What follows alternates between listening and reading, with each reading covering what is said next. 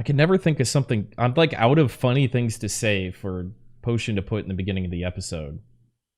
That's perfect. Hello and welcome to episode 29 of Nerds and Words. I have the distinction of being your guest. I'm sorry, your host and a guest, Tim Allen 1337. We have a great episode, as always, lined up for you today. Lots to do in the patch notes and the Global Labs, sponsored by BD Foundry. This week, our special guest is Good Vibes Guy. Welcome. How are you, sir? Doing good. Thanks for having me. And as always, we are joined by Moreland TV. Hello. And Potion Shop. Hello, it is I. Soon to be the largest streamer in the BDO directory. Tell him why, Potion. Twitch drops. You're going to be a 5K Andy Hell once again. Right back at it, my man.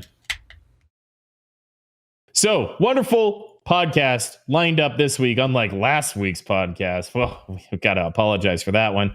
But let's start, as we always do, by catching up with our guest, Good Vibes Guy. What's been going on, man? How's TSM doing? How's life? How are the holidays shaping up for you? Things are good.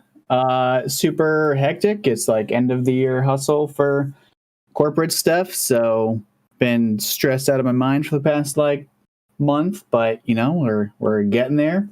Had very little time to play games, but trying to more now. So we're getting there. Looking forward to a break. Not next week, but week after. Make any gains lately in game? Not recently. I was going hard for Dead God. I got that to duo, and I did one tap my Tet Turtle spell, and I one tap my latest Tet Disto. So I'm now 289 Kudum. That's some pretty good. Nice. RNG. Yeah. Yep. Other than that, I'm just capturing now. Moreland, how you doing, buddy? How's Naxxramas?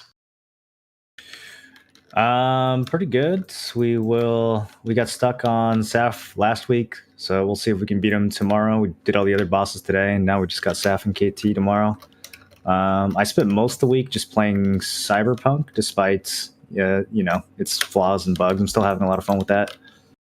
And then we're gonna be doing some Proximity Among Us later today. Have you got that installed yet?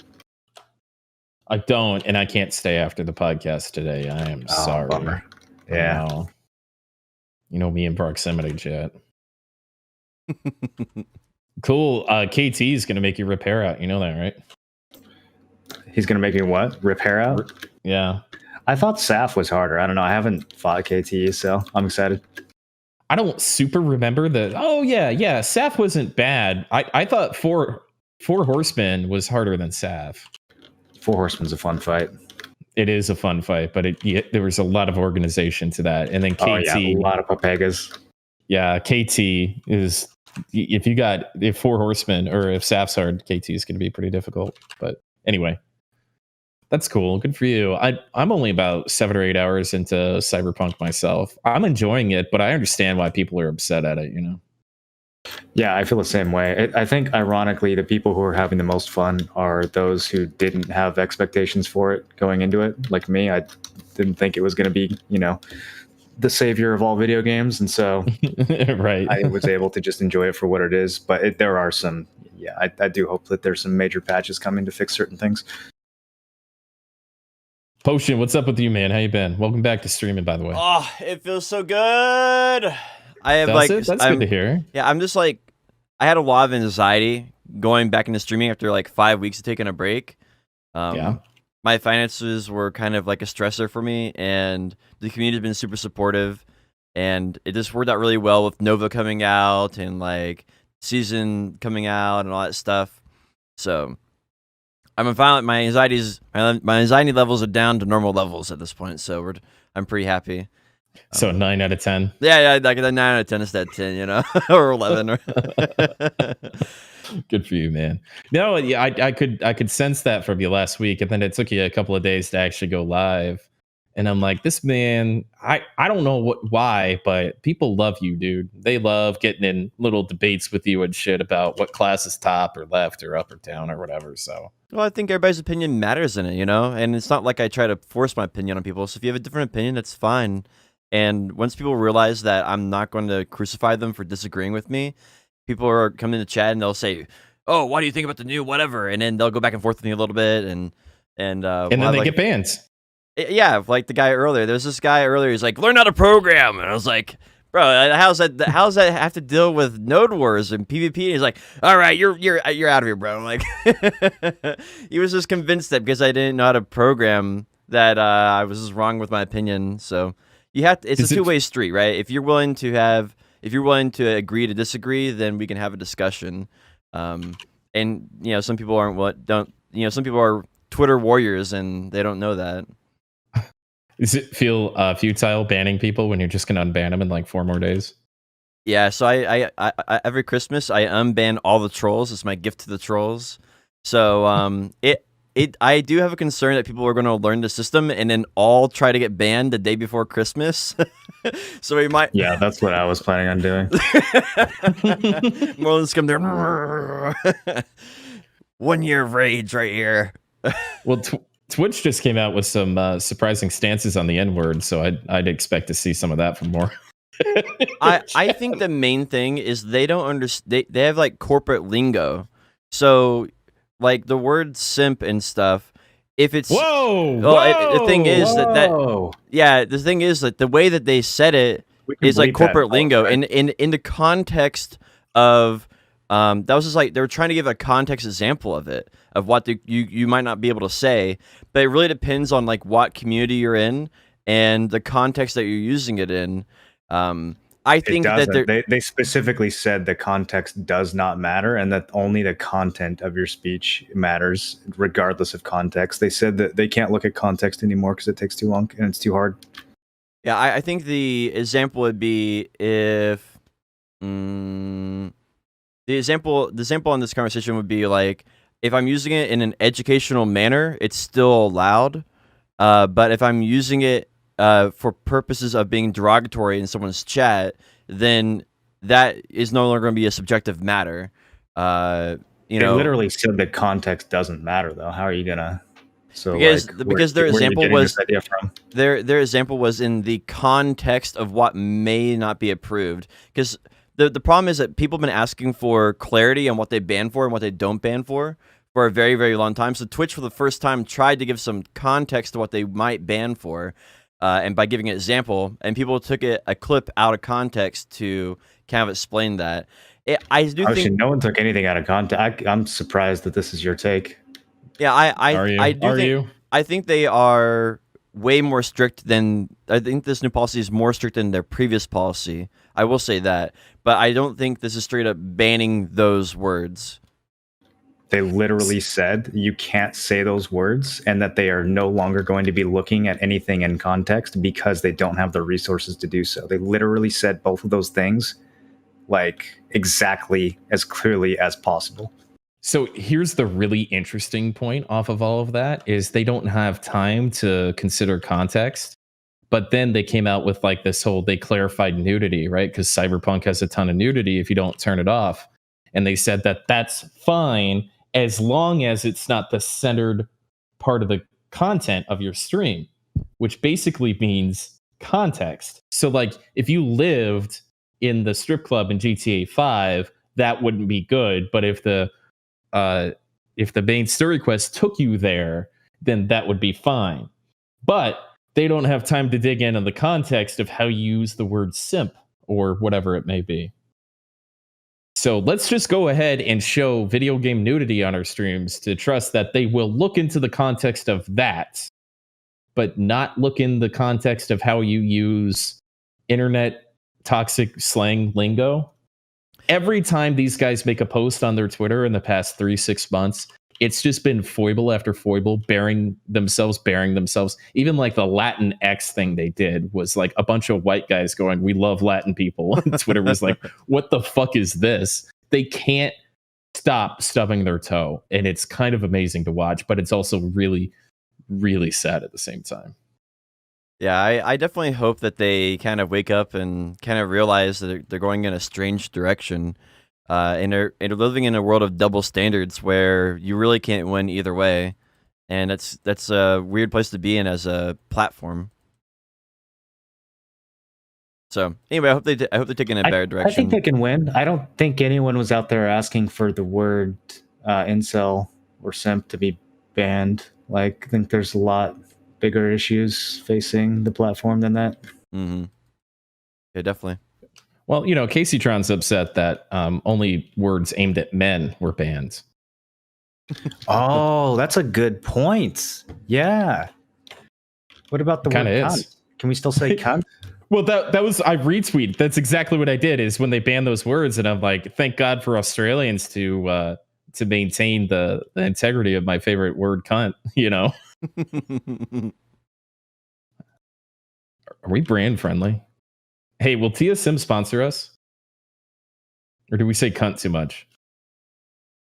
Oh, he's lagged out on my side. Did he DC? Yeah, I think Vibes is frozen. Or he's really interested in his cup. Well, it is a good cup. It looks like. I could understand why he'd be interested. It's an advanced cup. Oh, there he goes. I was kind of hoping his face was just going to stay like that the whole time. Just really interested.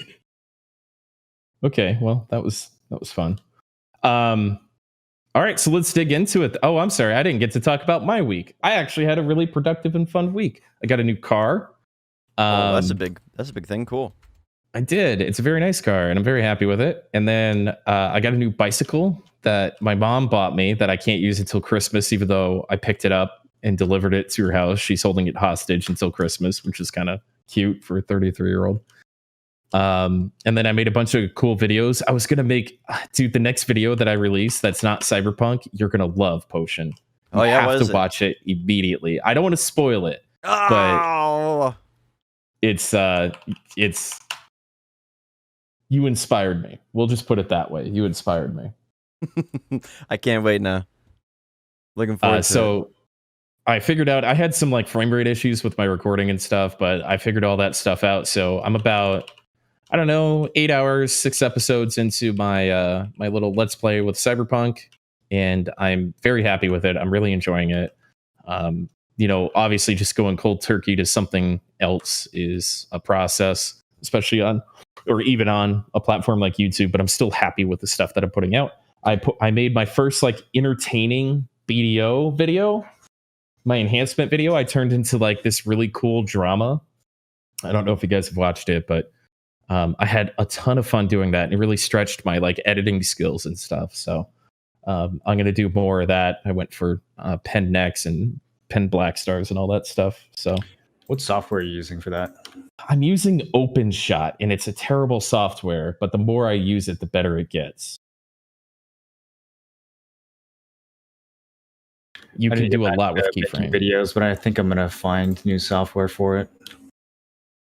I've never edited before, and so if you don't edit like on the regular and know what you're doing, it's a really good like way to get into it. It teaches you about keyframes and all that shit. Yeah, I've been using what's it called, Adobe Premiere, which is like it's like Adobe Elements. So it's like Adobe Premiere, like the editing software, but it's like the watered down version. So I've been using that, and that's been pretty nice because it gives me enough features where it gets me in, but not like not too much. So I've been using that, and it seems to be an okay software. Adobe scares me, but it's popular enough to where there's like tutorials and stuff. Anyway, we can talk about it all later. Yeah. So I had a really good week. I'm still just streaming once a week. Probably another week or so of that before I get back to like a normal part-time schedule. But I'm really enjoying making YouTube videos, and I'm pretty invested in making that go further. So I think that's where I'm at right now, and that was roughly my week. Really excited for the holidays to come through. Yeah, it's so close. For people who are watching the episode, it is currently the 19th. So there's a few days away from Christmas, and is Hanukkah the same time? I don't know what the time frame for Hanukkah. And the New Year's quest. We're almost done with Hanukkah. Listen, I don't follow it, so I mean, I think it's a fair question to ask. Yeah, it's important to know when that is. They don't celebrate that in Port Rat, huh? No, well, I mean, it depends on what religion you celebrate, I guess. Would we like to get into BDO things before we all get banned? Sure. Our first topic of the day is Black Desert patch notes. We have pre-creation of Nova, and that's finally out. So Nova is the new class I'll be releasing next week on December 22nd.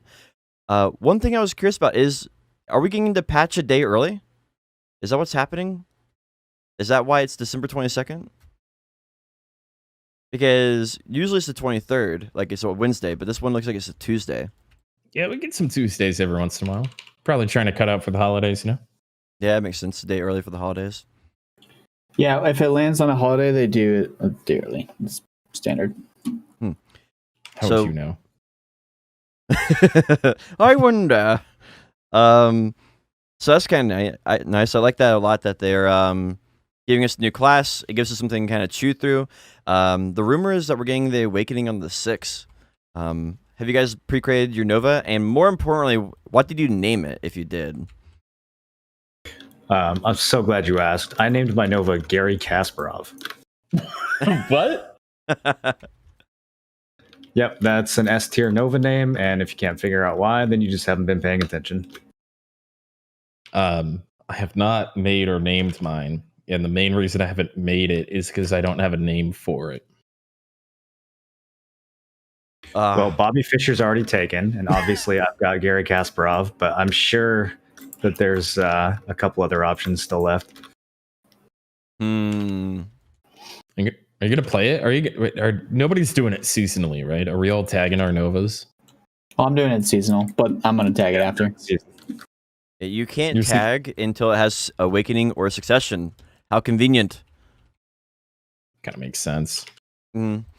So they I don't know where I'm at with this game. I'm really just kind of obsessed with making pen neck attempts and stuff. I really don't care about a new class right now. I felt like I bit off too hard on that trap last time, and I'm sure you'll do well with it, Potion, but I just don't know. I'm pretty happy with Guardian. My plan is actually to get it 62 by Saturday, and then I want to continue getting EXP to take advantage of the 300% EXP event they have going on, and I want to actually get my Musa 62 also. So that's like the kind of thing I'm working on. Yeah, definitely want to level a Musa right now. I'm not a huge fan of the way they release classes in this game. Like having to play half a class for 2 weeks before you can be Succession or Awakening always kind of bothers me. So I don't know. Like, I'm making it a season character because I assume there's going to be some season exclusive rewards that we can only get through the season. And I mean, I guess I could delete my one of my like extra characters from season 1 and replace that, but then I would be losing Rulapee, so I don't really have space to make a new character and a new season character. So I guess Nova's going to be a season character. They increased the expansion by 1, so you should be able to have they should be able to have enough to have 1 of every character on regular characters and 1 season character of your choice. Yeah, but I have my season 1 character who's a duplicate character, but she's also someone that I did a bunch of quests on for season 1. So if I delete her, then I'm losing progress in Rulapee. So that's, yeah, you know, kind of stings. Huh. Yeah, that's a weird situation to be in. I just make the newest character, and then I just never play seasons, and that's my solution to that. I told myself I was going to play last season to get the weapon exchange coupon, but it was just, I don't know, to get 61, just to have it deleted, I just couldn't get motivated for it. I completely forgot. I didn't do it either. Yeah, if they don't offer a early graduation, then I'll probably end up deleting the character as a season character and remaking it as a non-season one. There's not really any other options, but either that or I don't know. Again, it all depends on like the Awakening and Succession, right? We haven't even seen those yet, so. Yeah, there's the rumor for the Awakening is going to be a holy gak, and the translation for that is like that's like a Korean bow. It's like a Korean style bow. Oh, I thought it was like if they give her a bow, holy. I don't. I thought a gat was like a Glock 18 that you hold sideways. I thought it was like a giant club. Yeah, I mean, No? I don't think we know for sure, but there was a weapon on the data mine for like the codex, and the codex for it was it said holy gak, and so it doesn't have an image for it, but so we're kind of assuming based on it being a translated name that it's the Gakgung bow from the Korean like a traditional Korean bow anyway. That seems like a stretch. Yeah. Yeah. But yeah, I don't know what else it could be. I think there, I don't know what it's called, but I feel like there's a giant like bow staff clubby thing that's got a similar name. Does anybody know what I'm talking about? It's like a giant mace, basically, is what I'm picturing. That would make more It's sense thematically for sure. Yeah. Yeah. But either way, I'm actually excited for Nova. It's the first class I've ever like seriously wanted to play. That I'm actually going to play. Other than Ninja and BDL, because I love ice, pretty much. That's it. Could you expand upon loving ice? Another time, Tim. You weren't excited for Guardian when she seemed like she was going to be the Ice Queen at the beginning? I think I wasn't playing for Guardian release. I missed that whole launch. Yeah, the Guardian hype was nuts, dude. I don't think we're gonna get anything except for tanky female classes in this game ever again after how much hype Guardian got.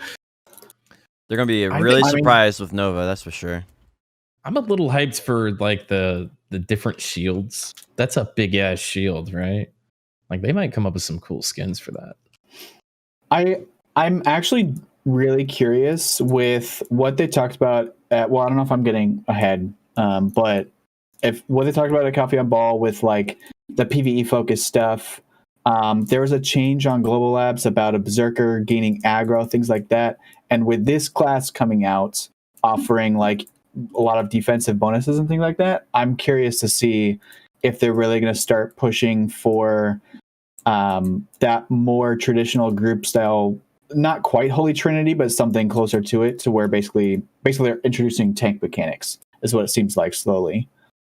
So I'm curious if Nova is going to be kind of one of the first impetuses in that direction. Yeah, they did mention in the Caltheon Ball and the like footnotes for the translation that they want to avoid the Holy Trinity, but they're going to do like a BDO version of like the Holy Trinity, right? It was like they're like, we want to avoid it, but we're going to do a BDO way of executing it. So it looks like we're avoiding it, but we're actually trying as hard as we can to do it. Yeah, exactly. That's what I was thinking, bro. That's literally BDO in a nutshell, though. It's always like, oh, the simplest solution, just do this thing, as you guys point out week after week. But they always come back and say like, no, we've got a better solution. Just trust us. Like, well, we're gonna do it our way. It's literally just how they developed the game for the past 4 years. It's like, yeah, but we like our way better. It's just like every single time. I'm having a tough day with this game today, so I'm trying to like temper my Tim's over there like boiling over. I don't think we'll get anything close to a Holy Trinity. They are very dedicated to making sure you can they're very against group dependent content in this game. They want you to have the option of doing group stuff, but they've said like a million times they don't ever want to make you feel like you have to play with another person in this game, basically.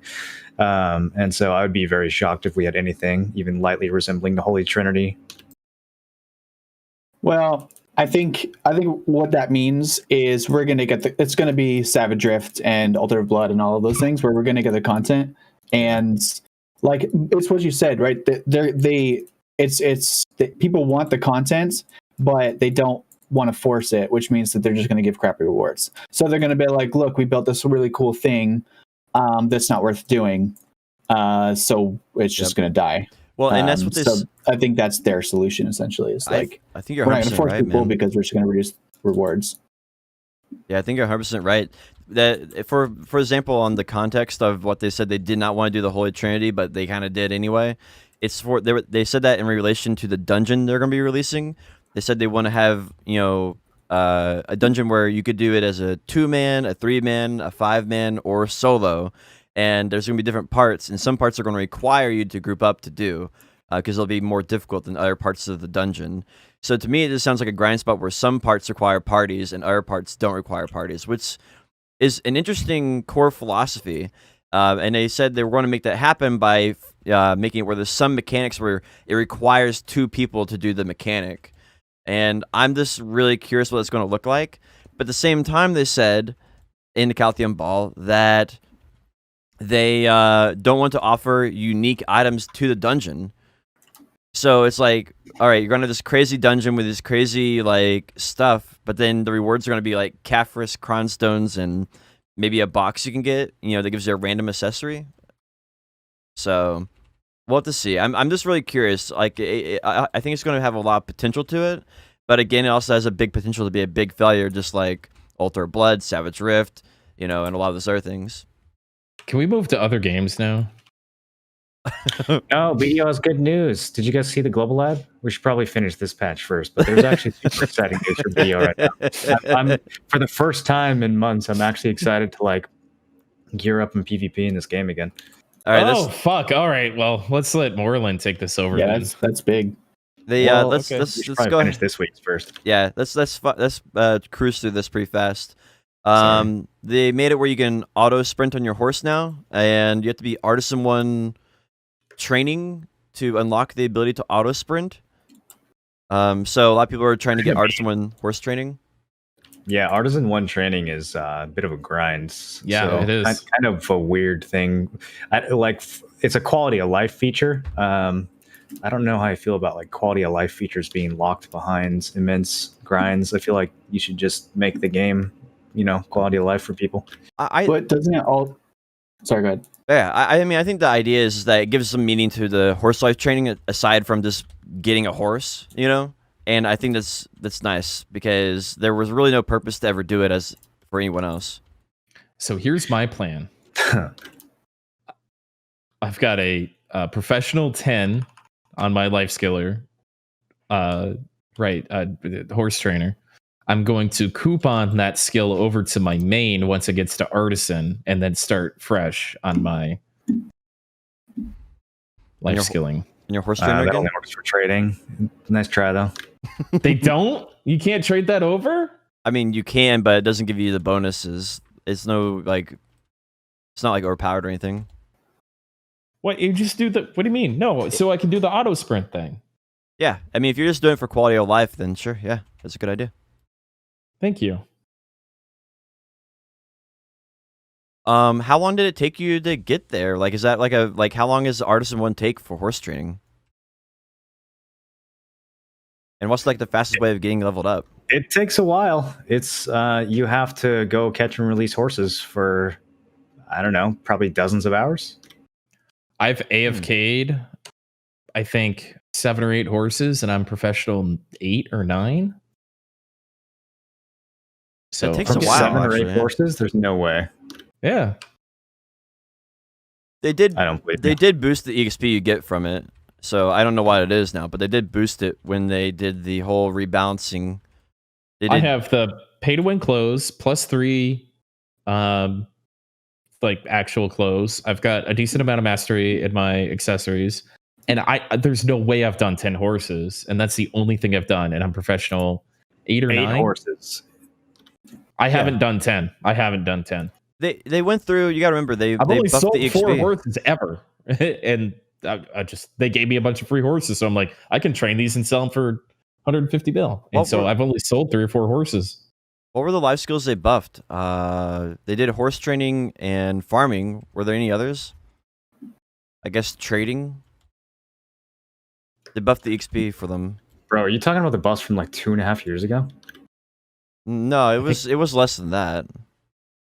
Yes. It was I definitely think it less than was. 2.5 years ago. Time flies, dude. That was a long time ago when they did what you're talking about.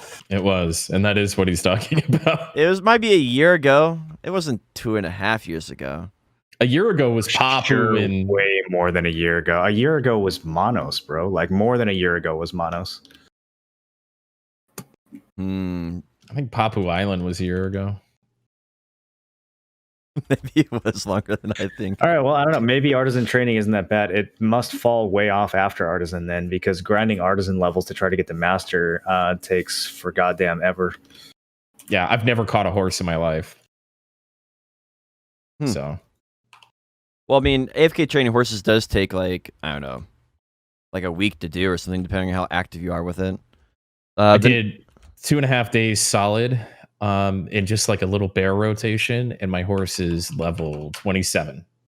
2.5 days without like turning the game off or playing it at all. So 2.5 times 10 horses would be like a month of AFK trained horses to get Artisan 1. That's not, I mean, for AFK, that's pretty reasonable, honestly. That's not even that bad. But like, right, what's next? Is all okay? What? No, Go ahead. go ahead. I was Go gonna say, ahead. is it worth it? Like, you get they're a bit faster. Yeah, it kind of fucks up. My guy just ran off the bridge near Heidel into the water a second ago, like when I was autopathing through a dark rift. So, yeah.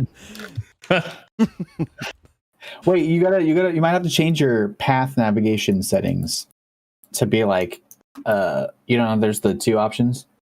Oh, smooth is? or rigid or whatever? Yeah. For land? I thought that was only for boats. I'm pretty sure it's both, but I could be wrong. Yeah, I don't remember. Where do you change it? I think it's in the map. You open up your map. Where in the map? Hold on, I gotta kill a mole. Yeah, but I think that was only ocean, but I'm not sure. Doesn't seem too bad though. I might actually go for that slowly because I get bored, so it's a good thing to do if you're bored. I hate horse training, but I also don't play this game for like 16 hours at a time, and horse training never really stops. So, yeah. The next topic is they buffed Ackman in history. They gave it new mechanics. So for Ackman, the little thing that comes out of the ground and grabs you, that thing now will come out of the ground and it'll be like a bomb. And if the bomb goes off, it does huge amounts of damage to the individual. And if you kill the object before the bomb goes off, then it will debuff. It will give a debuff to all the mobs around it, which is a pretty interesting mechanic. It's kind of like you have to make sure you're paying attention to see if one of those goes off, which I think I kind of like. And then the history one is like Kortuga. So it's like a security system, and you have a security system like 1, 2, 3, and you have to fight some boss, I think, again. But it's for history at this time. So I like that they're doing that. It kind of adds a little bit of variety to the grind spot. Makes it where it's a little bit more interesting. Each hour is a little different. Sometimes you might get 2 security systems, maybe you get 3 or something. Makes it adds a little bit of needed variety to grind spots, and I like it. I'm just kind of curious what the loot is. That's what I want to know. Are the mobs? Has anybody tried That's it? a good change. The history one in particular sounds really interesting. Yeah, I want to know if like you can get latents now in Histria, or if it's like there's no boss, maybe some type of different loot or something. I'm really curious. I've seen a couple of people do it, and it's basically it just spawns a big pack of mobs, a big pack of history mobs. So there's like a couple Eltons in there and stuff like that. It just spawns an extra pack. I'm not sure if they're stronger than normal. I think they might be slightly stronger, which generally means that typically the drop rates would also be slightly increased as well, as my guess. But the boss is just an extra pack of mobs, but it does have like the good mobs in it. Yeah, people on PC are pretty much only going there to get compass pieces, so you might as well spawn extra Eltons, right? I mean, I like that. Well, that's kind of cool. I like that a lot. How many rotations are there in Histria now? They added the new room like 2.5 years ago, so I don't remember how many rotations there are now. There's main extend, which is basically just main now. There's 5 Elton, 7 Elton. So there's like, what's that, four good rotations you can do? There's another Elton, isn't there? There's Or like is the that old just an main extension rotation, from right? 7? Oh, Calquiche, that's right. There's Calquiche too. Yeah. That's for like trash. So like 4 or 5. It's a pretty good number, and like with this new thing, I wonder, like I was really kind of, because with the new, what's it called, Agris Fever at Thorn Forest, it made it where Histria was a little less like, you wouldn't want to go out of your way for it necessarily. You just go to Thorn Forest, spin your Agris Fever, and I'm wondering if that security system is going to kind of lean it back into favor of Histria Akhman again. Yeah, if you ignore the 30 to 45 minutes it takes to get there. Yeah. Yeah. And in terms of trash, I don't think that extra pack is gonna increase your trash power that much. Well, especially if you're just there to do Agris. Yeah. That's a flat amount of mobs that you're killing. So Sure. Yeah, I don't think that's gonna put people back in Akhman or Histria, but it's something that distinguishes them from other grind spots, and I think it makes Akhman have a little bit lower of an AP entry points if that debuff actually works. So yeah, it's fine. Bro, I just thought about it. You can't get Black Spirit Claws to get into Histria Akhman anymore. It's been like that forever. Yeah, but I mean, like, they need to, like, they should have a new version of Black Spirit Claw, something else other than Black Spirit Claw. Get 1 or 2 every hour at Piliku. This is what happens when you retroactively add 15 new uses for an item that's been dead since 2016. Well, I feel like they this did too many, you know? Like, there was a good idea to, like, bring back the value of the item, but they just way overkilled it. Large arrow mushrooms as the ingredient that you use to get into Christ. Can't you buy those from a vendor? Yeah, maybe. Well, there you go. Problem solved.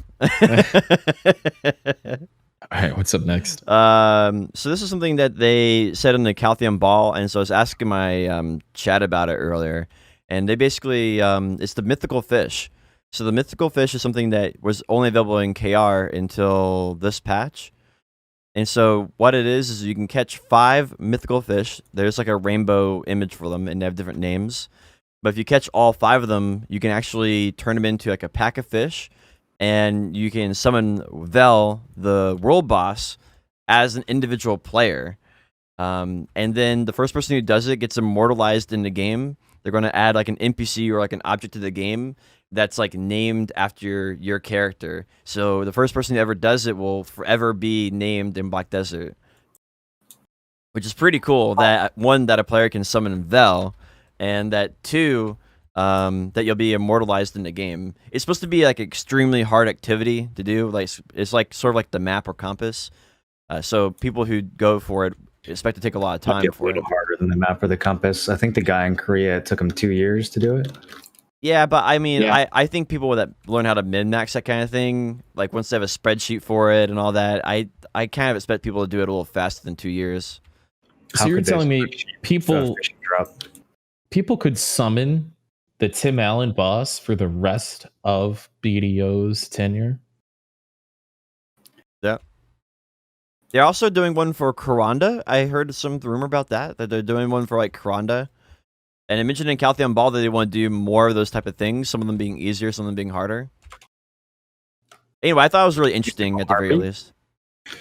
Yeah, it's interesting. I think that fishing needs a lot of love and has been super neglected for years. But this is a start, I guess. It's something for people to work towards.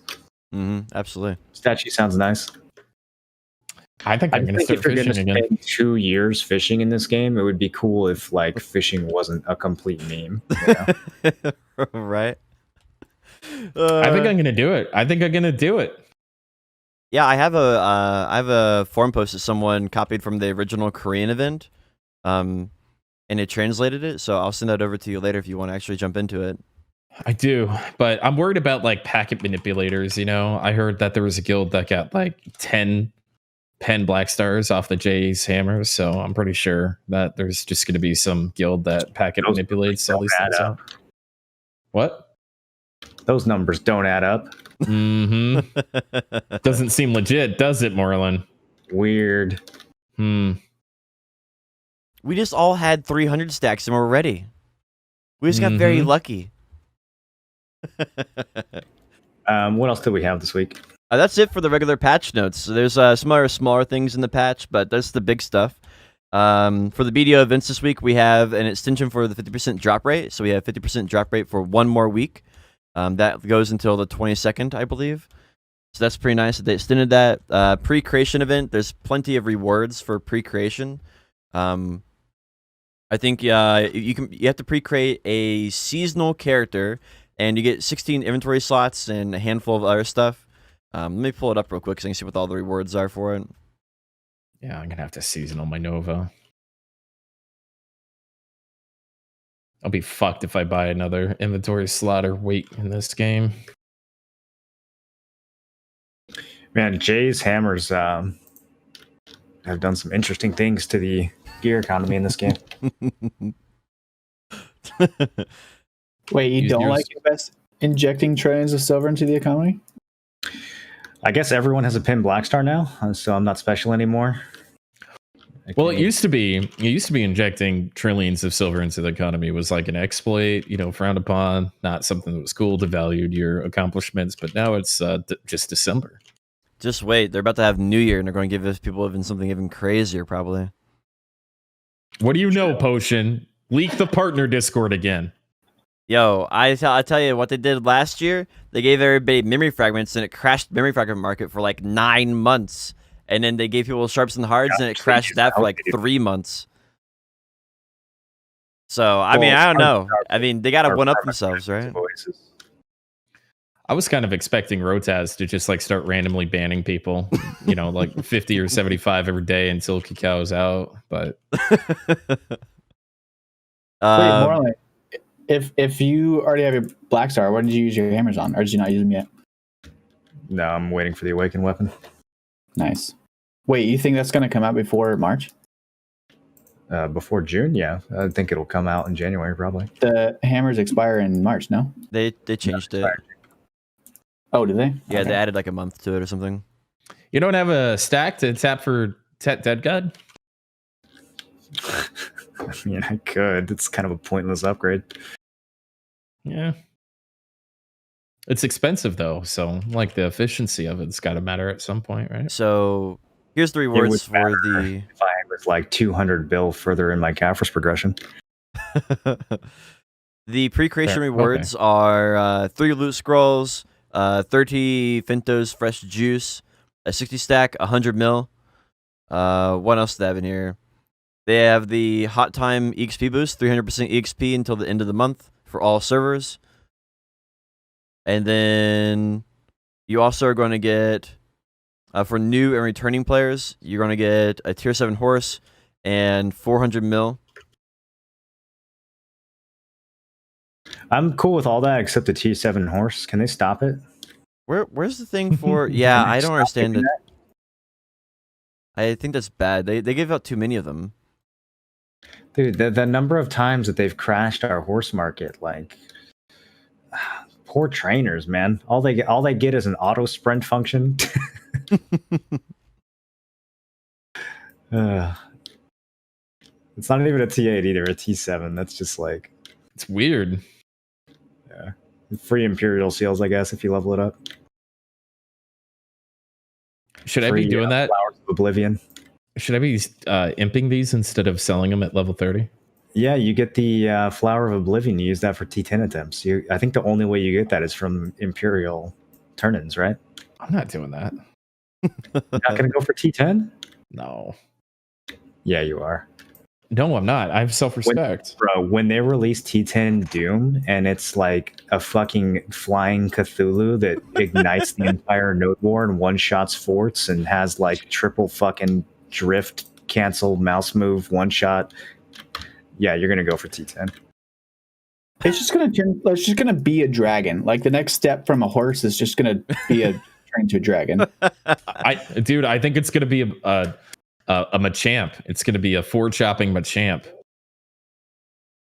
Bro, All right, so I found the page Looks finally. like I found the page for the pre-creation event for Nova.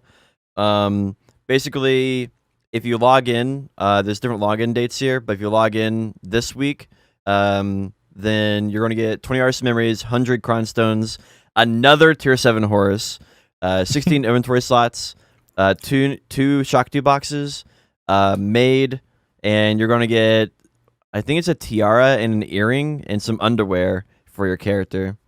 Oh, okay. What do I have to do? Log into the game? Yep, log into game there's different dates. So it's like between 13th and the 20th, between the 17th and the 20th, and between the 22nd, or wait. Oh yeah, December 22nd and this January 20th. Yeah, they did this last year. It sounds like it's a little bit better. I was pretty tilted last year because there was like super specific login rewards. Like you have to be on fucking Christmas Day or else you don't get the shit. Like, Well, they're probably gonna do that again, bro. It'll just be something different. yeah, you're right. They probably will. They'll probably do that Grandpa Cron thing that's like only available until 4 p.m. Christmas Day. Mm-hmm. But yeah, apparently Dude, you can do this until flying anywhere. Apparently you can do this until the end of January 20th. So that's a good long window for this to happen, at least. Yeah, January anybody 20th else? is a lot better than 4 p.m. Christmas fucking day.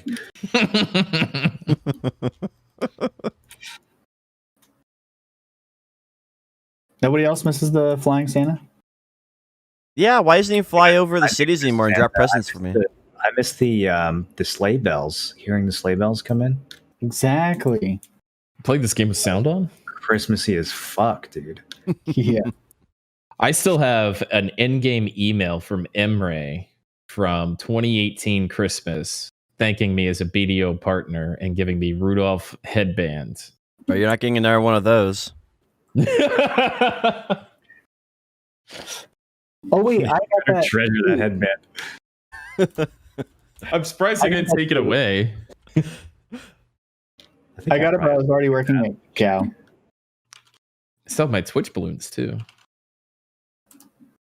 All right, let's go on. Let's see, Caltheon Bali Words. Oh yeah, we didn't get all this last week. We didn't get to talk about it. So this week, we actually got the 1,000 crons, 300 Caphras, which crashed the Caphras market temporarily, and we get the 2 J's hammers. People thought it was 3 for some reason, but we only got 2. And like a variety of our stuff. 2 from this, right? Yeah. So like we talked about already about the J hammers being suspiciously used. I'm For the record, you're the only one who's saying that unironically. Yeah. Me? I didn't say that. Oh, did I say it ironically? I didn't mean to say it ironically.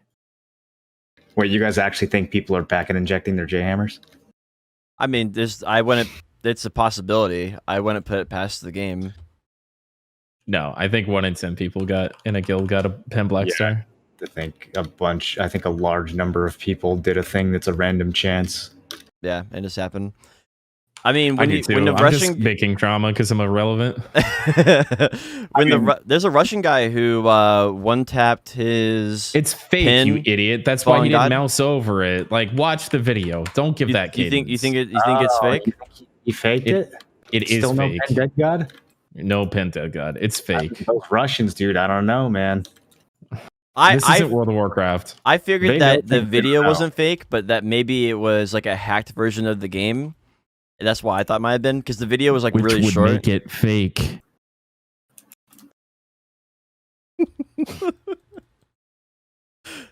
I don't know if what are the odds? It was like 0.03. We just need a few thousand Russians to swing, and one of them's gonna get it. Yeah, I mean, honestly, the statistics would be that one person out of what would that be? 0.005 would get it. 330. One out No, of he had a 3,000 would get it. Is that right? 0.03. Yeah, but you also have to assume that 3,000 people have Dead God. Also, One out of if you, 3,300 people.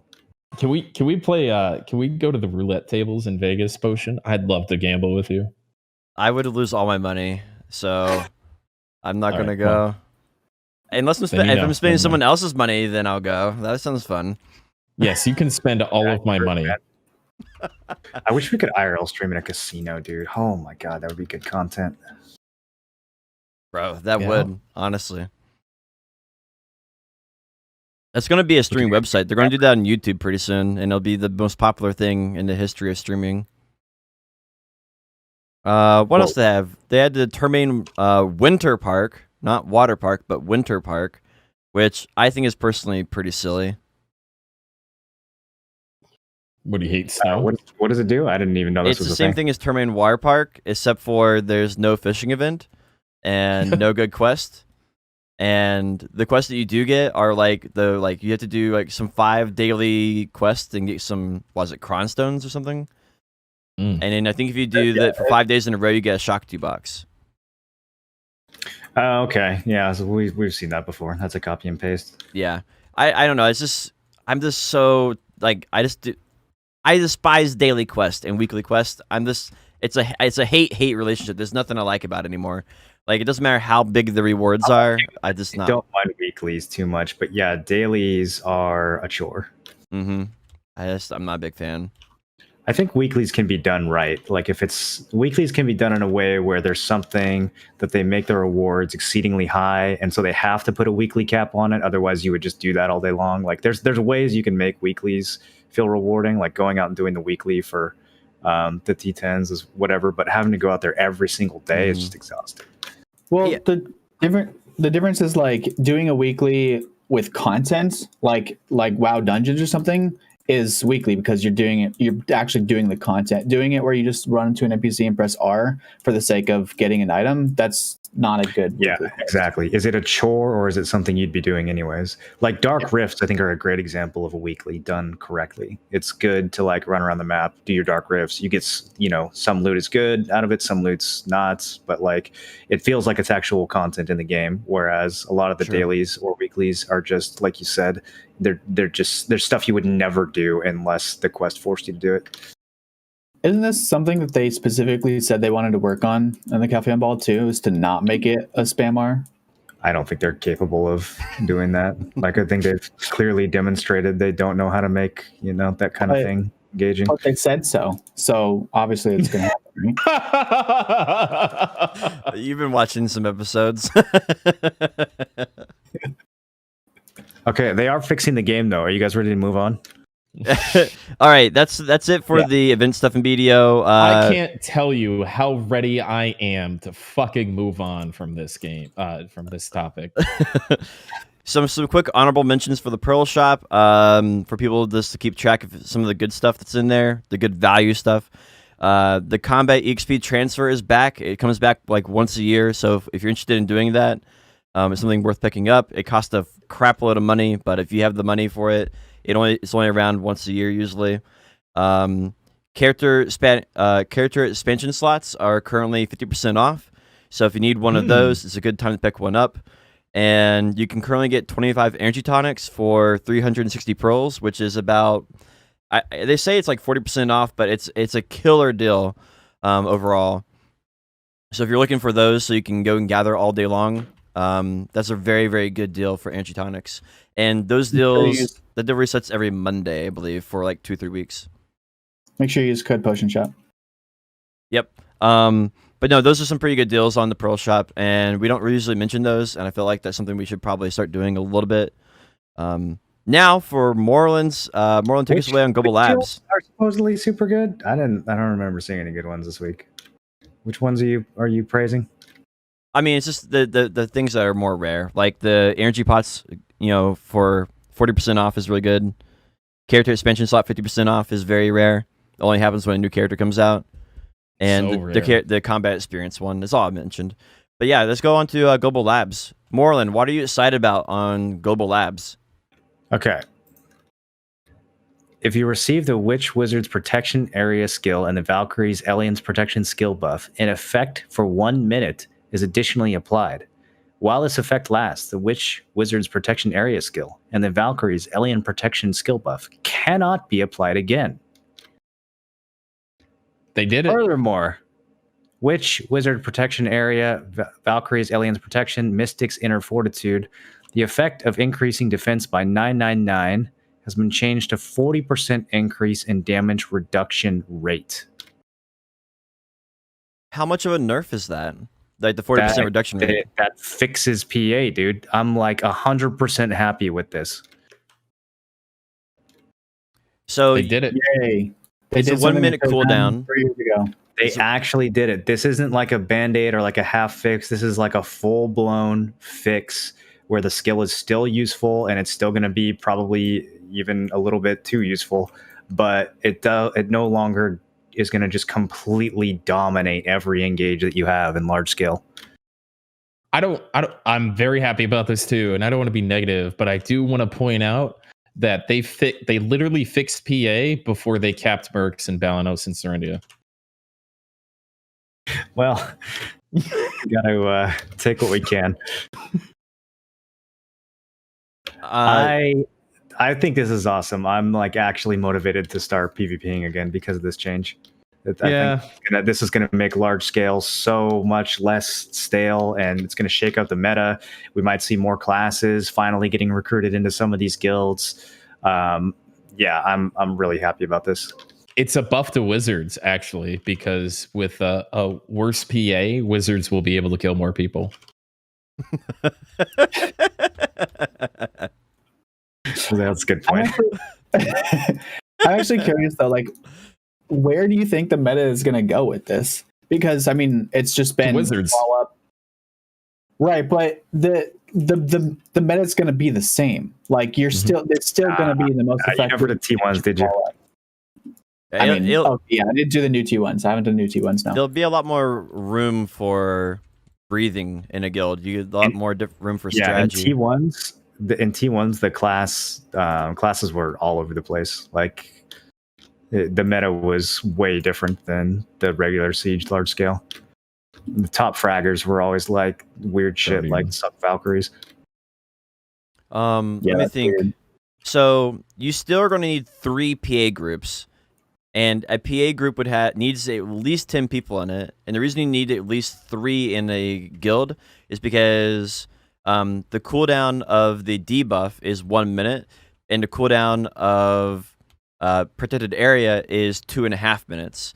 So in order to have it where you have it up as often as possible, you would still need to have 3 PA groups of 10 people apiece. So that means at least 30 people in a guild are going to be wizard and witch. I don't think so, because there's no such thing as a fight that lasts 3 minutes in this game. The only way that fights were lasting that far was because of people rotating PAs. Once your PA is up and you have to wait a minute to get another one, you're going to wipe. And like by the time you get back, I don't think you're going to need 3 groups. You might have 2, but I don't think you're going to need like so many PA groups. It's going to be, you're going to have way less uptime. I kind of figured, and the other change they did was 200% on the Zerkers now have a 30-minute cooldown. That was the other huge thing is that they changed. So 200% in general are going to be all 30-minute cooldowns. So now you're going to have, like, I don't know, 15, 30 Zerkers in your guild if you want to rotate that. I'm cautiously optimistic, but I don't think this is going to like fix PvP. I don't think it's going to change the meta. I don't think this is a reason to gear up. I think it's wonderful that they realize that PA has been the worst mechanic of this game in PvP for years and years and years, and that they are finally willing to change it. But I don't think. Well, there's a lot of problems with like Node Wars and Siege, right? Like one of the main the problem that this solves is like the variety of classes that are viable in Node Wars and Siege, and it's not a perfect fix. Like it's for the first time we're not seeing a band-aid fix for the issue.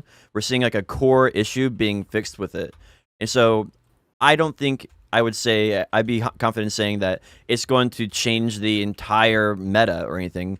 But I do think it's going to make some room for other classes that were not previously viable in Node Wars and Siege becoming viable. No, absolutely not. I don't think this is going to change anything like that. And a 1 minute cooldown for it it doesn't matter. That doesn't matter at all. You're still going to have the same amount of PAs. It's still a game changing mechanic. 40% DR is still huge. It's 40% DR is way less than 999 flat though. Like, but you're still going to. It's not going to change the meta. You're going to be taking half damage instead of taking 5% damage. It's you can kill people through PA now. Like, it used to be a fucking invincibility button. It's not an invincibility button anymore. People are going still to kill people through PA in Siege. Happened all the time. Well, then it's going to happen 10 times more with this change. I mean, what do you mean? The time to kill is so low in this game, dude, that rotating PAs, even Cho Nation's got 8 or 9 PA rotations, right? You have to use them because people are just dead with one PA. So they still have all the heals. They still have that lightning skill that hits you from half across the map outside of render distance.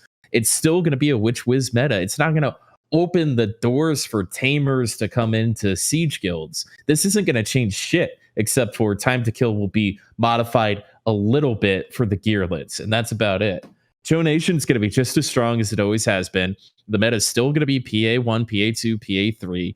This isn't 100% happy thing by a very long stretch. It needs to be something closer to Guardian Shift Q with 100 DP. Maybe it's 250 DP. It makes you a little tankier, makes you a little ballsier when you push through that hole in the base. But it 40% DR, man, the way DR works, that's going to be a big buff. It may make DR a little bit more viable, but it's still going to be, this isn't going to change shit. I feel like you're completely contradicting yourself. So time to kill is way too fast, but a buff that cuts time to kill in half is... It's not going to change the meta. It's not going to change the meta. Well, let's look at this from a pessimistic point of view and how many people you need in your guild to supply the PAs that you need.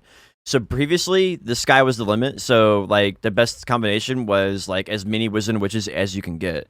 But now with this cooldown, you need at least 3 PA groups. More than 3 PA groups is kind of pointless. So let's say you have... The premise of this entire thing is wrong, man. Let's say you have 15 people per PA group because you want a little fluff in there. That'd be 45 people. Let's say you want like 5 people for your flex group to be a PA. 15 people per PA group. Let's hear me out. I'm just being generous, right? You need 10, but if you did 15 because you want a little fluff in there in case someone's not there, dead, whatever. That's not a thing. There's no 15-person PA because group. Because it only applies to 10 people at a time. A PA from an individual can only apply to 10 members. I know how the skill works. Yeah. Person. There's not a 15-man PA group anywhere in Black Desert Online. Like, it doesn't. It's exist. 8. All right. So let's take number 8. So you have 3 PA groups of 8. That's 24 members, and you have some for a flex group and maybe a few for defense. That'll be, let's say, this be generous and just call it 50. That'd be 50 Wizard and Witches, where previously the number that you would want to acquire would be like 80 or something, right? 80, 90. You would want as many as you can. So my point here is that headroom there for a new guild trying to build members, they don't have to look. They only have to look for like half their guild as Wizard and Witches. No. You're not bringing in 80 Witch Wizards because of PA. You're bringing in 80 Witch Wizards because they're Witch Wizards. They have heals. They have mana shield. They have great AOE. They have amazing range. They can teleport, without all over the map. This isn't just a PA thing. That's the meta isn't Witch Wizard just because of PA. That's what I'm trying to tell you. Is that they didn't nerf it. They didn't nerf it enough to change the meta at all. It's not gonna change. My thing is I disagree. I think that T1s have proven that to be the case. Like in a scenario where there is no PA whatsoever, the meta shifts pretty rapidly. Actually, like there's all kinds of things that are used. But that's not what this is. Yeah, this is a nerf to PA. It's not quite the nerf that Tier 1s was. But it's definitely... It's going to feel, compared to the old PA, it's going to feel like PA is practically gone. You're going from being 10 times tankier to being about twice as tanky. Like, it's going to be a nice cover that you're going to do when you push in, for sure, but it's not God mode anymore. That's completely... Getting 40% DR is completely different than getting a God mode 999 flat DR. I think the only thing this is really going to change, the more that I think about it, is attacking castles, specifically Medaia or Valencia, where PA was kind of a necessary evil just to get in and start climbing those stairs to get up there. It's going to make doing that way, way fucking harder. I don't think it's really going to change much on Node Wars. What? Isn't that what the shy bubble's for?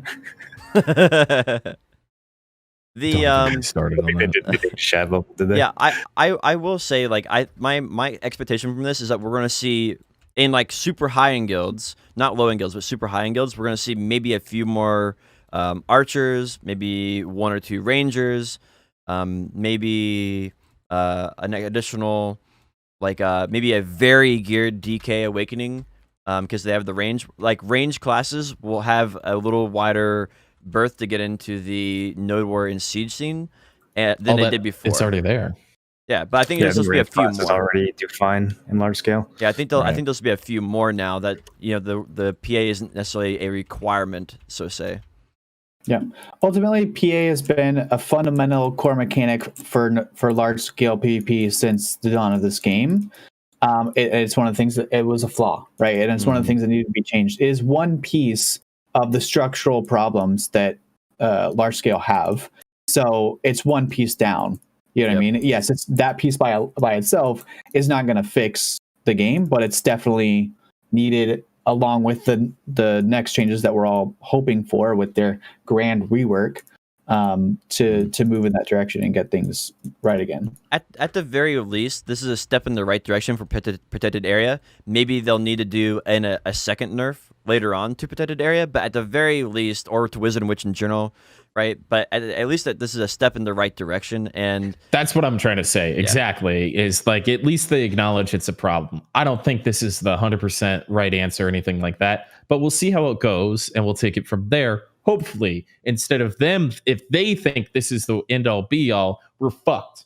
It's going to be another couple of years before they touch it again, and it's going to be a Witch Wizard meta for the rest of their lives. They're still looking at data spreadsheets for Witch Wizard instead of actually figuring out, you know, like you talked about, Marlon, that, you know, the idiots play Witch Wizard because they have to, and the really exceptionally geared, skilled, and players play like the fringe classes. So I think there's still a ways to go here, but at least they're doing something. We'll see how it plays out, but I don't think it's going to put a dent in the meta. One thing, this is kind of like a side note on this topic, but I'm really, really happy that they went through with this nerf, because it proves that extreme outliers they are willing to consider a nerf for extreme outliers. And that means that if they overbuff a class by way too much, or there's something that's a big core issue, they're now willing to consider a nerf to fix that for extreme outliers, where before their policy was never nerf anything, period, in the story. And now the story is we don't nerf anything unless it's an extreme outlier. They never nerfed anything. Yeah, like, I mean, because they said at Caltheon Ball, and they've said several times that they don't ever like nerfing, and they don't ever want to nerf anything. They only want to do buffs. And I think that this shows that that's a true statement, with the exception of... Sorry, what? I mean, they nerf shit all the time. They nerf shit all the time. Yeah, in this game, they do.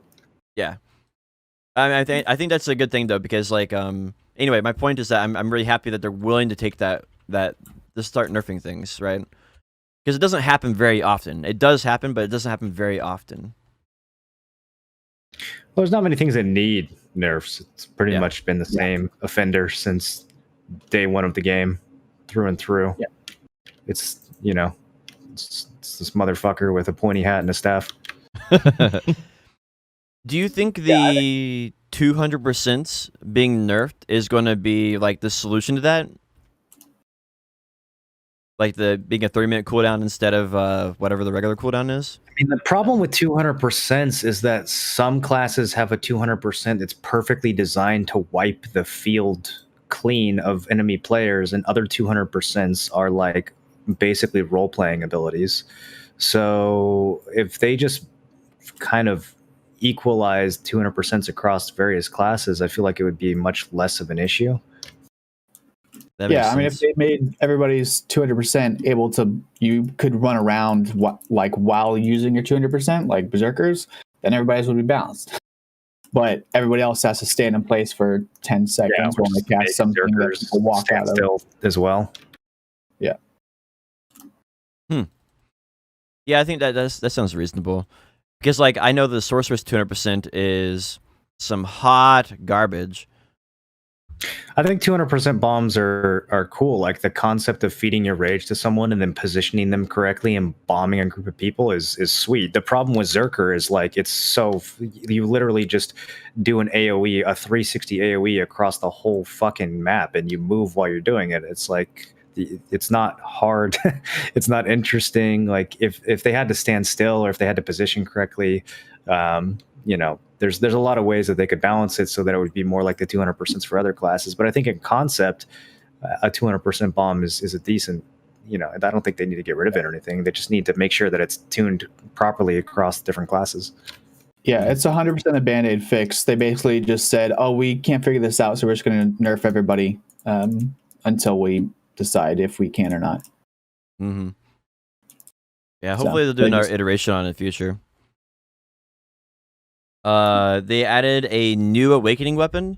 It's called Elvia, and it has 10 durability on it. I'm not sure if you can repair it or not. The way you acquire this is in the You can't repair it. You can't? Yeah, it's consumable. I think it's interesting.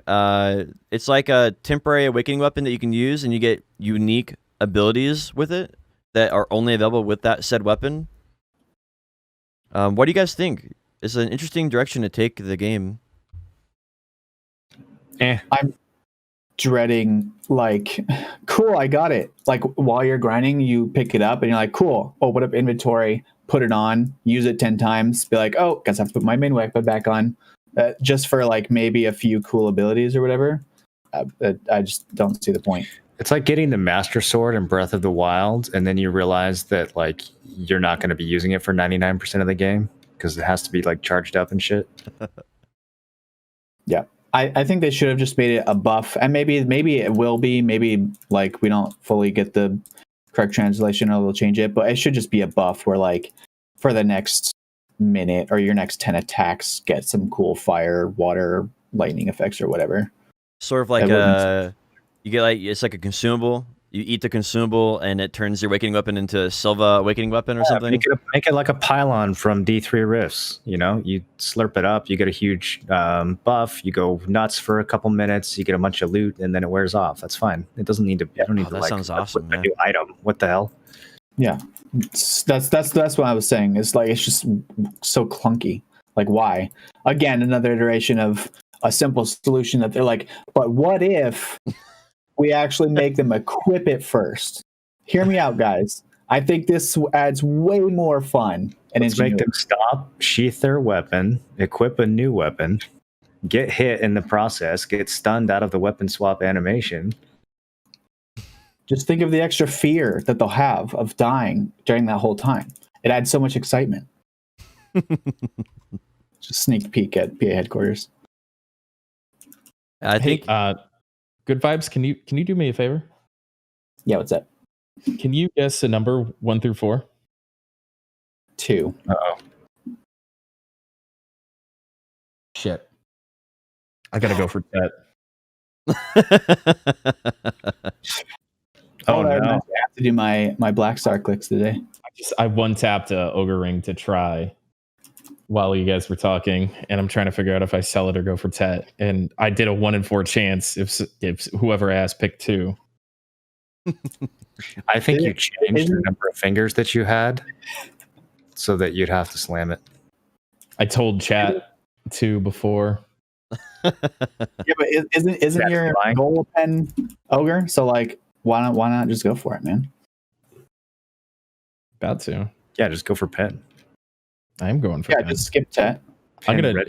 This is a pen. It's a pen cast. We're making this a pen cast. I'll click here. If you get it to Tet, I'll click my Black Star with my hammer while you go for, at the same time you go for your necklace. How about that?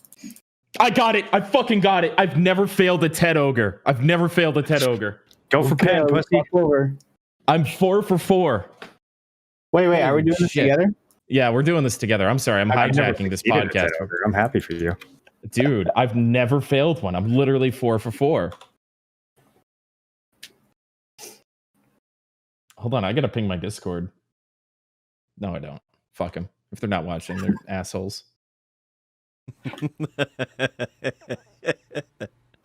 Honestly, fuck them. I stream once a week. Watch or get fucked. Dude, it's that returning player RNG.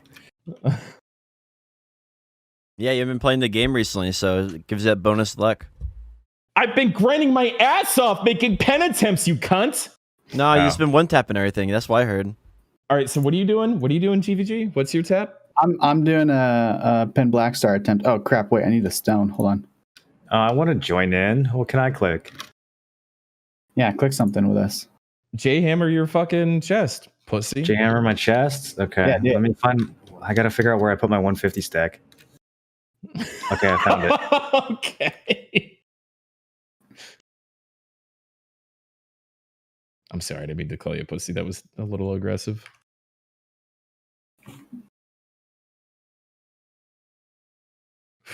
Okay. About to make this a pen. I've got a 420 chance. Just saying. I have a 10.65% chance.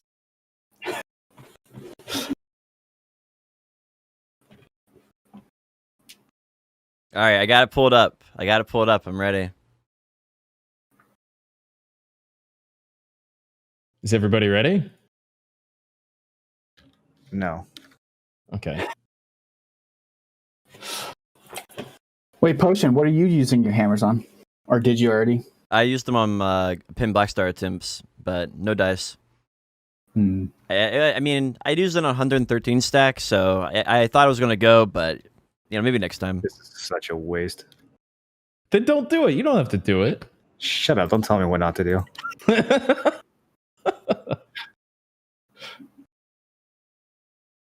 A 150 stack is a little bit of a waste on its head. Yo, Cho Nation's already 2 stack for your information. Cho Nation's already preordained that this is going. So okay, you ready, GVG? I'm ready. I have a 3.4% chance. Let's go. Let's do it.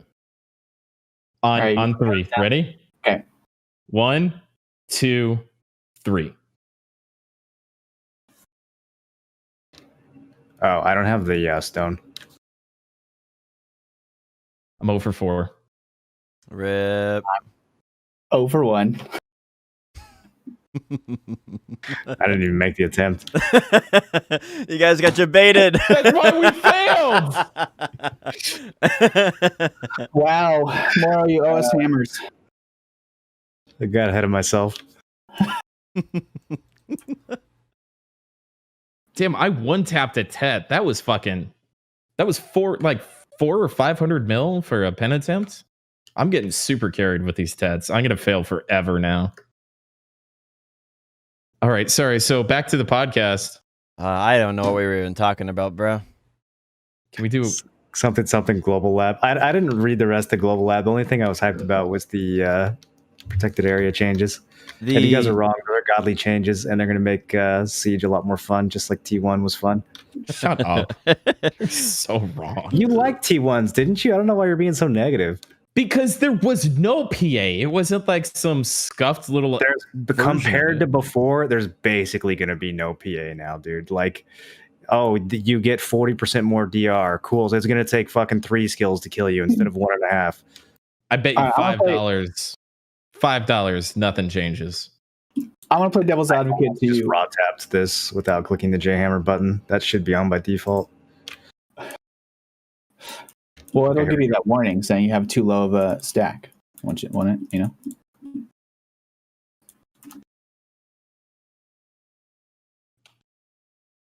How many ogres does it take to get a pen? Oh, I don't have a Tet stack. Never mind. All right. So yeah, the Elvia weapon. The Elvia weapon, you can grind for it. You get it randomly. And then it has 3 different states. It has like fire, lightning, or ice, or something like that.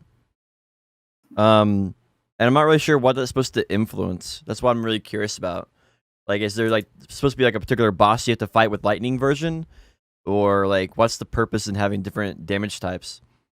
I think it's really just to like aesthetic thing and like a temporary buff kind of grind to your grind kind of thing. Like I think it's really just meant to make it a little bit more flashy. Change up your grinding. It's one of those wouldn't it be cool if we did X changes. It's not, I don't think it's like really fully thought out. Yeah, it seems like a very, very early test version of some. One of the devs was watching an anime where the sword transformed into a dragon, and he was like, "Oh man, we need to do that." And that's what that now we have this. Yeah. I think they're and like evident from the way that they're going back and reamping grind spots. Sounds like they've heard you loud and clear, Potion Shop, and are trying to make grinding less repetitive. They also said this at the Calpheon Ball, but like I think their exact words were there's only so many times you can like run in circles killing mobs or something like that. Mm-hmm. So they're just looking for ways to like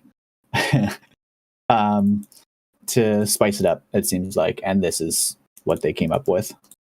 I think that idea of the pylons spawning from like Diablo 3 and you get random buffs from them, that sounds pog and like really, really fun. I like that idea.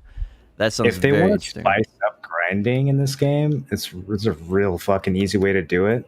All they need is open world claimable PvP objectives that give you an Arsha bonus that guilds can claim for certain periods of time. Boom, look at that. I just spiced up grinding. Aren't they doing that with GVGs though? Isn't that one of the things they're trying to conquer?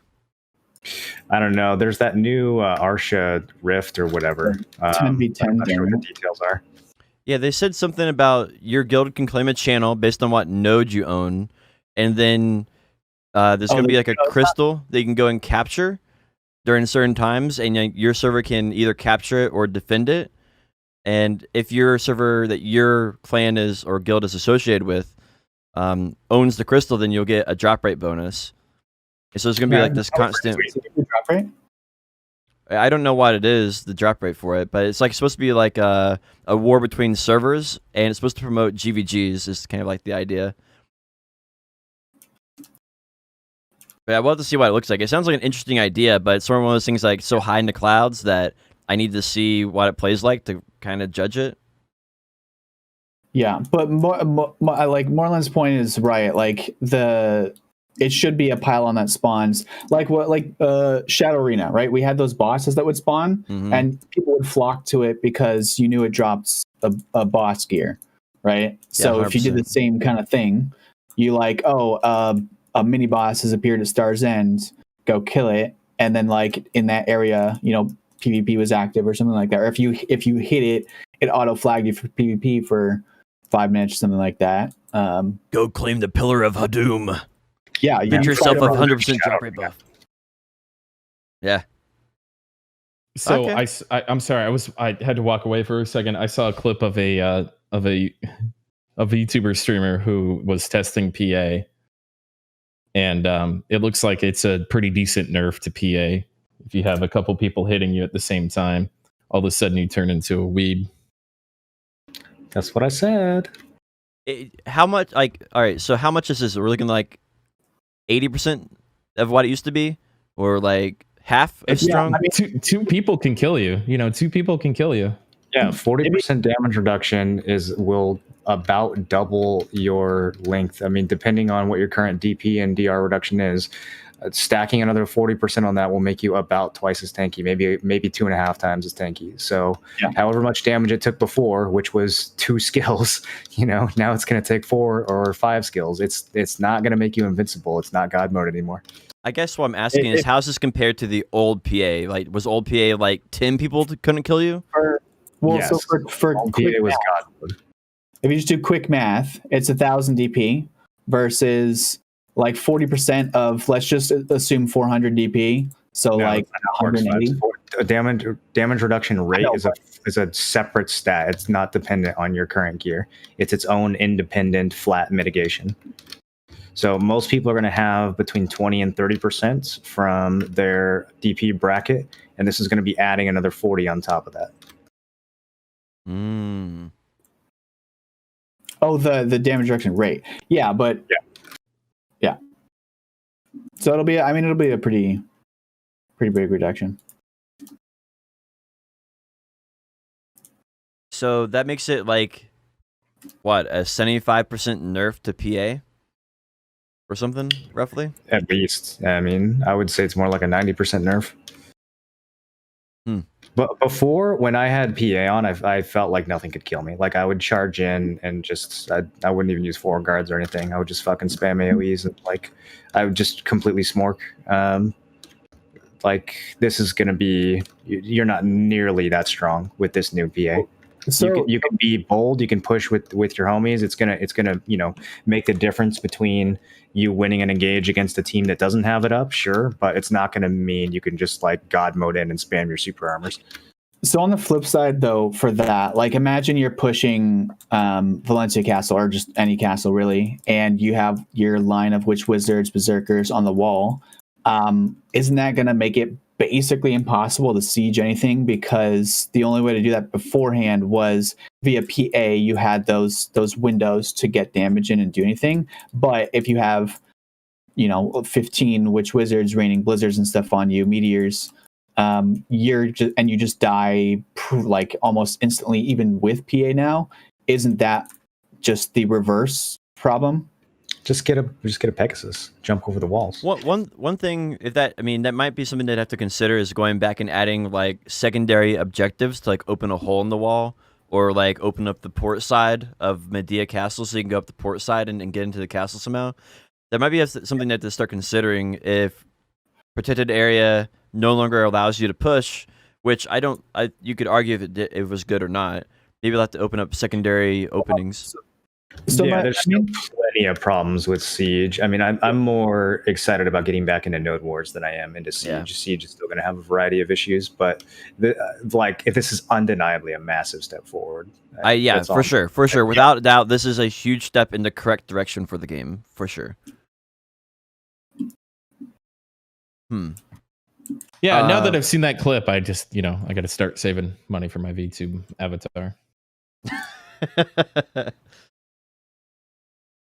Let's see. There's a few things on the Global Lab for class balance. I didn't want to mention them, but if there's any particular one that stuck out to you guys that you guys want to talk about, we can talk about one of them. And they're making nightmare bosses spawn more often. They're gonna make them spawn every time. Yeah, that's what should happen. They should just been replacements for the old bosses, in my opinion. This whole like RNG spawn mechanic from is silly. I mean, you guys aren't worried about more inflation, like getting a bill? Oh my god! Don't. No, we want more. That's a debate there, Tim. Don't. He watches the show every week. Don't bite in on that. This is why we don't let the Papegas in here. He's fanboying right now. What if there were different versions of the world bosses? You know how we were talking before about like how they should stratify nodes into certain brackets? What if they did the same thing with bosses, where you were competing against other people within your AP bracket? And like if you were at a certain gear level, you went to one boss, and if you were above that level, you went to another boss. Like you go to like Zarka's minion if you're lower geared, and if you're higher geared, you go to Nightmare Zarka. Go to regular Zarka, right? And then if you're above a certain AP threshold, then you go to Nightmare Zarka instead. Yeah, and then that would make it so that you couldn't just bring an alt to Nightmare Zarka and like, I think they should get rid of losing crystals on bosses if they do this, but I don't know. I think that would make it a lot more interesting, and it would give newer players a more meaningful.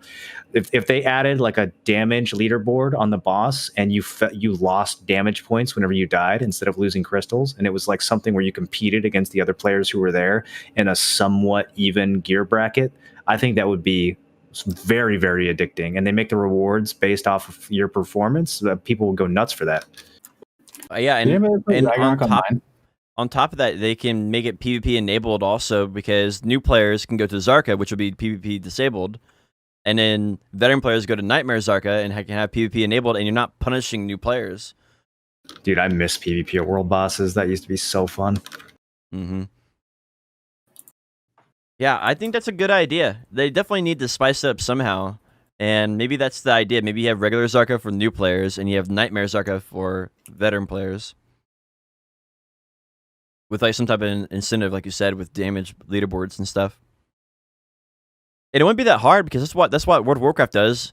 You know, that's why some people like gloating, like, look, I'm the highest DPS in the raid team, rah! And then they have like, they see like the top 10 people in DPS or top 10 DP, people with aggro or top 10 people with healing. Dude. They could definitely It's do all that. about parsing. Yeah, people want to parse. I could see that. That could definitely be a big thing. The last change for Global Labs is they are doubling the trash rate value for Medea grind spots. Not all of them, but I think it's like Elrics, Helms, Mains, Rogues, and Abandoned Monastery are all getting doubled. I believe those are the ones that are getting doubled, which I don't think that solves the problem of Medea, but definitely is a huge step in the right direction. What do we want out of Medea in the current year?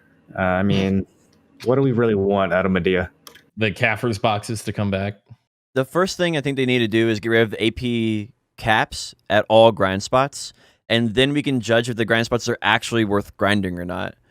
Let players determine if they're good or not, because right now the caps are there, and because the caps are there, you just skip it as a new player as soon as you can because you can never make enough money there with the caps in place. That's why Fodus Habitat wasn't good. That's why Polyforce wasn't good until they removed the AP cap. Even if you uncap Sazens, though, Polys is still going to be better. If you uncap Sazens, it'll be over 100 mil per hour. It's going to be insane. Yeah, but then we're going back to chimeras. Is it though? Meta. Potion. Yeah, it is. Potion. I know Potion's obsessed with Sazens, but realistically, even if you uncap that shit, I don't think it's ever going to be relevant. And the rest of Medea for sure is not relevant. There's no amount of uncapped Helms you can do that will make it anywhere close to Poly's Forest. So the whole region is just kind of a stepping stone that you step right over. My point here is if they remove the AP caps here, then you would have options between like Helms and Bashims, right? Or Fogans and Not if you know what Elrics. You're doing, though. If you know what you're doing, you literally go straight to Fogans at 110 AP, and it immediately smashes everything in Medea. Which, like but the reason why it does that is because of the AP caps. No, it also does it because the loot at Fogans is straight up better. There's no I guess the books are dropping in Medea, but all the accessories are shit from 2016 that no longer has any value. And just like the pure density at places like Fogans and Nagas is always going to be king. Like, I don't know why you would ever go to Helms or Mains when you could be doing a Fogan or Naga rotation with the same AP. It's not like you're struggling to kill Helms at that level of AP anyways. Like, even if they uncap Potion struggled to kill some stuff before. Let's not sell Medea has several things like Node Wars and Siege that need fixing, right? Then it needs Marty Stones. It needs AP caps removed. The trash loot being buffed is a good step in the right direction. It needs some of the accessories to be like revamped or rebalanced. There's definitely some things that need to get changed there. But I do think that it's a place that does have a lot of potential for new player grind spots where it currently is wasted potential entirely.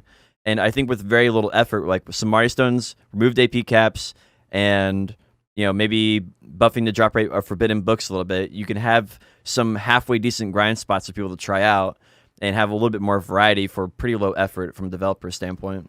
I think they need to give it the Dragon treatment. Just add some new interesting item that you can only get from grinding those places. Put one part at Helms, one part at Mains, and one part at Elrics.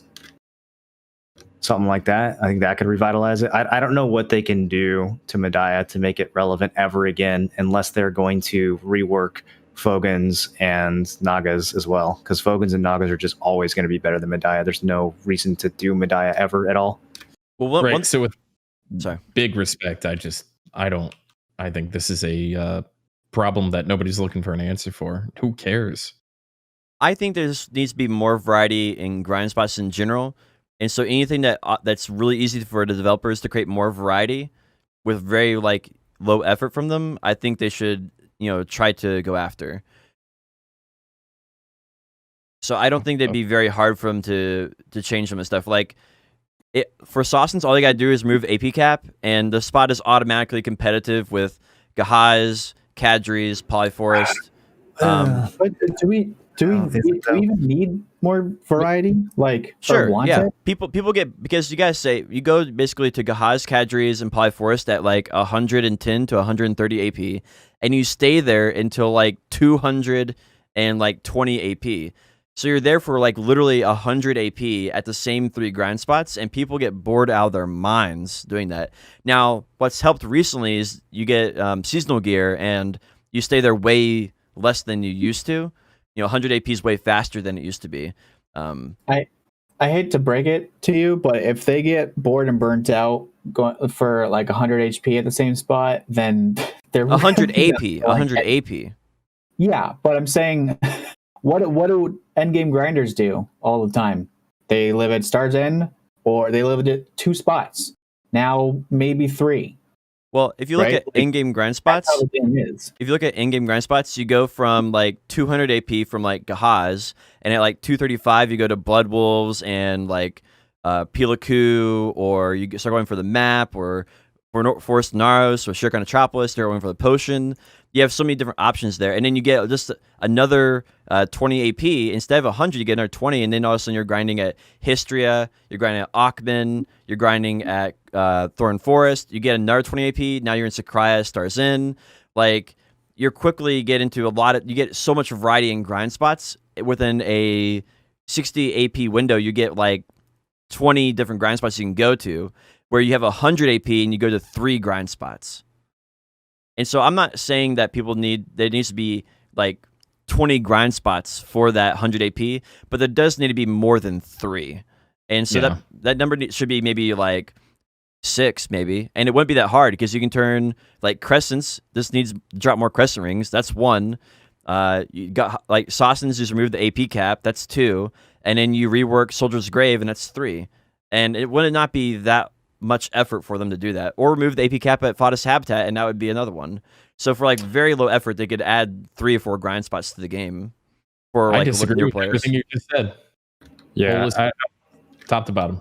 the other thing is a lot of these spots suck for more reasons than just the silver per hour. Like even if they uncap Sawsons,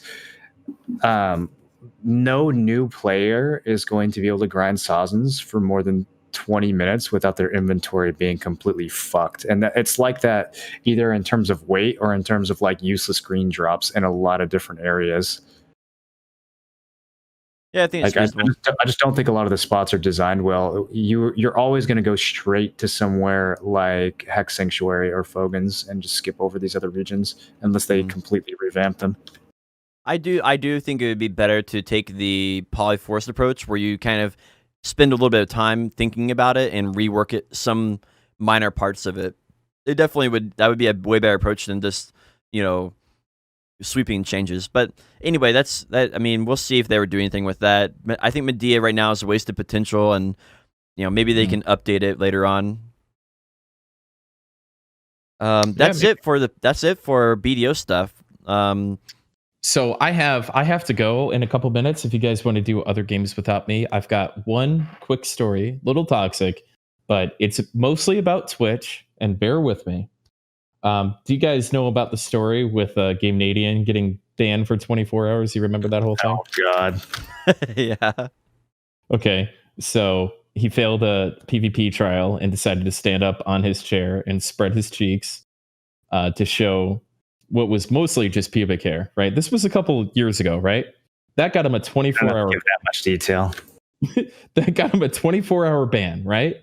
And yesterday, a girl got up and did a full, just like strip and spread of her privates and got a 3-day ban.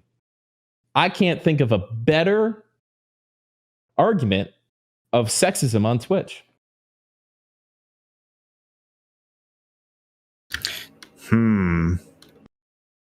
Are you saying that GameNadian should have gotten banned for longer, or are you saying the girl should have gotten less punishment?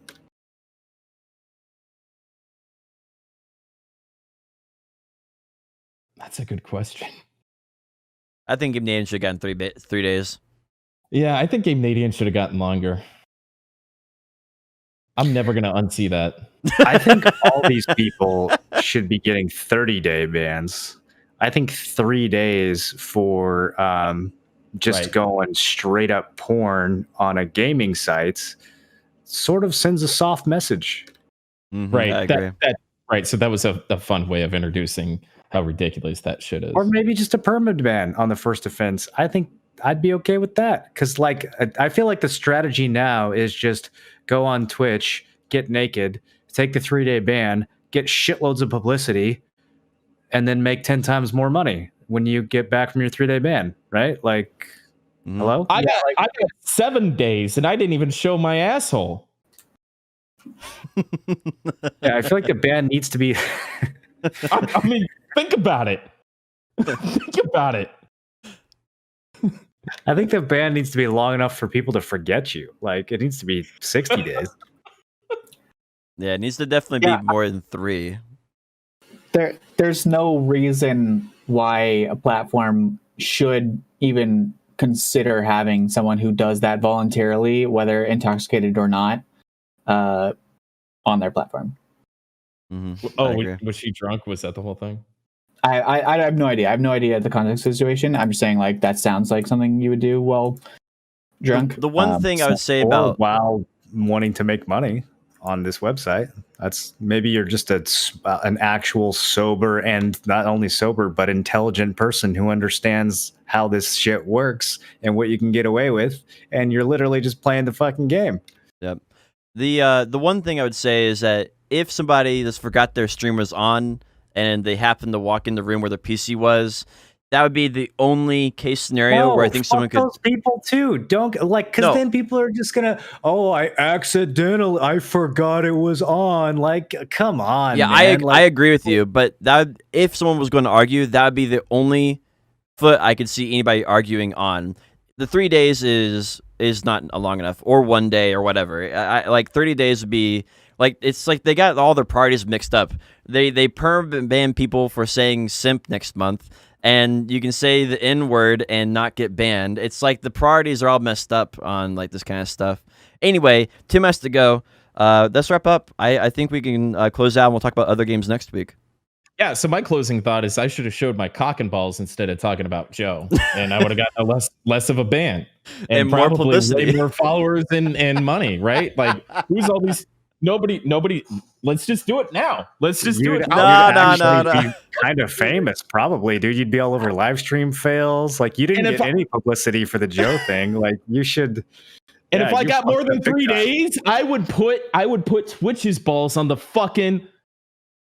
stove, right? It'd be like, hey, if this is what 3 days is, inspect my balls, Twitch. Let's go. I don't know, man. I'm not really doing much with streaming right now. I might roll the dice on that. Yeah, but don't roll us in there too. Can't blame you. No, I would do the podcast though. Yeah, I would do that. But tune in to see my ball sack as soon as this is over. All right. Yeah, just so everyone knows, next week, make sure you tune in, because you never know what Tim's gonna do. Could be the one, just in time for Christmas. You finally found your shtick. Find out how hard it is to shave balls next week on Tim Allen's stream. Are you guys? I'm out of town next weekend. Are you guys still doing this thing, or are we taking a week off? Let's just take it off. Okay, so we will see everyone in 2 weeks. Enjoy your holidays. Hopefully by then we'll be back to the regular schedule, so we can stay on a bit longer and we won't have to cut it short. But for this week, I think we've all got other stuff we need to attend to. But yeah. I blew up my main hand. I failed Tet Black Star for the 60th time, by the way. You raw tapped it? Did you go back? No. After all that? How did you not learn your lesson? It's now duo. No. So, there's a high chance of me showing my balls on my stream the next time. No, you have to be able to get unbanned so we can have you on the podcast again. If you get to 69 fails, you know what you have to do.